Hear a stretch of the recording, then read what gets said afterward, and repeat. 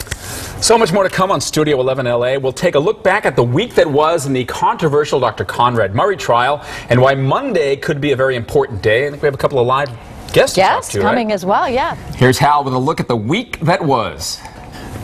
This was a week that ended much more dramatically than it started, with a missing witness. A pretty important one for the prosecution. According to the coroner, Michael Jackson died from propofol intoxication.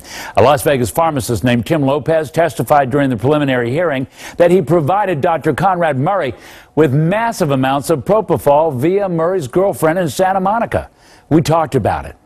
A judge going to rule on Monday, we think, if Tim Lopez's preliminary hearing testimony can replace him, since it seems he's taken off to Thailand. And you heard this and you thought, what?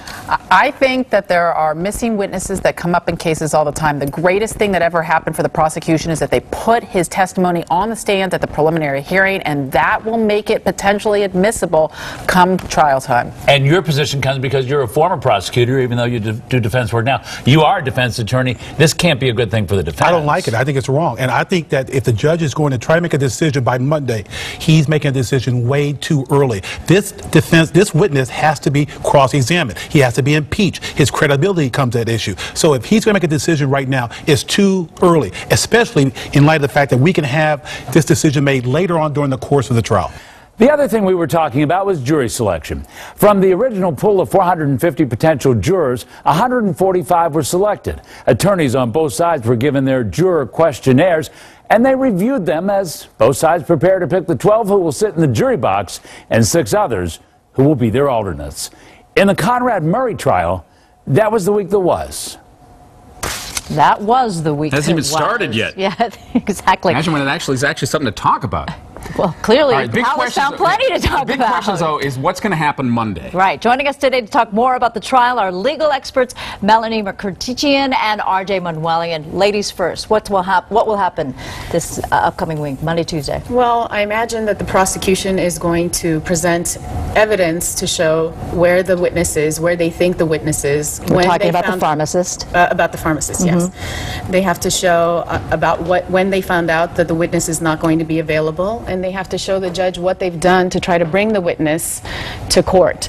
And the reason that they want to show that is so that the court has to make a finding of unavailability of the witness in order to allow the preliminary hearing transcript to come in during the trial.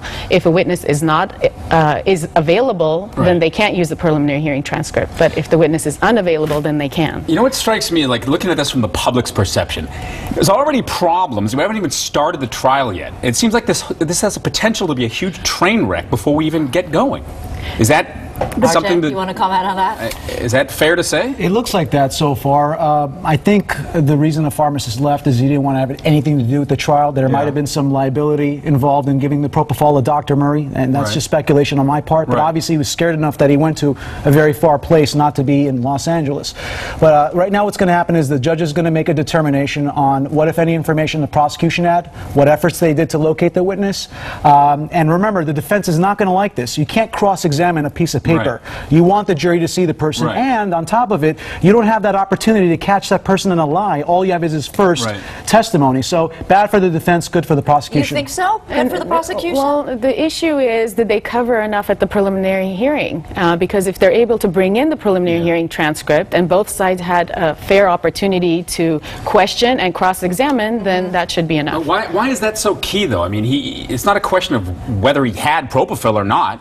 I mean, they have to establish like how he got it, but I mean, that's not really an issue, is whether he had it or not, is it? I think it's important to show the way that it was being sent to Dr. Murray. Like in unusual he was sending it through FedEx, and I believe that he testified at the preliminary hearing that at one point he offered to bring it to the doctor, and the doctor said no, just mail it. So it goes to the doctor's state of mind as to did it go? The girlfriend's house. To the doctor.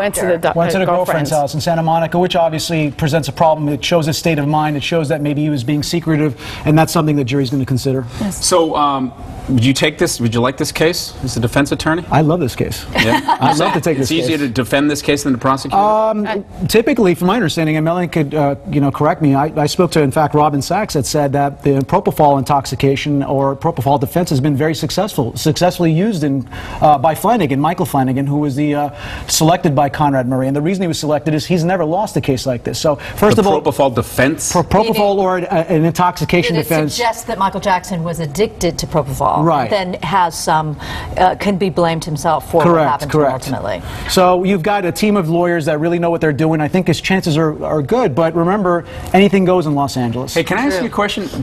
Is he paying for this? How does he afford these lawyers?